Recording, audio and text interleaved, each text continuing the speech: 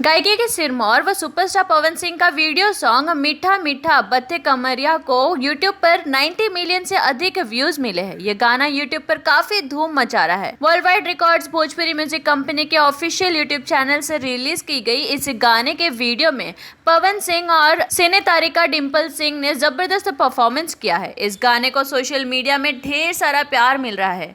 इस गाने को वर्ल्ड वाइड रिकॉर्ड्स में प्रस्तुत किया गया है। मीठा मीठा बत्ते कमरिया गाने को अपने मधुर शैली में कर्णप्रिय स्वर में पवन सिंह ने गाकर संगीत प्रेमियों का दिल जीत लिया है। पवन सिंह का यह गाना जितने बार सुने उतना ही अच्छा लगता है। सोशल मीडिया के अलग अलग कई प्लेटफॉर्म पर पवन सिंह के फैंस काफी वीडियो भी बना चुके हैं। ऐसा लगता है कि ये गाना वास्तव में हर किसी को काफी पसंद आ रहा है। इस गीत को लिखा है गीतकार अरुण बिहारी ने, जिसे मधुर संगीत से सजाया है आशीष वर्मा ने। परिकल्पना दीपक सिंह का है। रिकॉर्डिस्ट पप्पी जी जगन्नाथ स्टूडियो आ रहा है।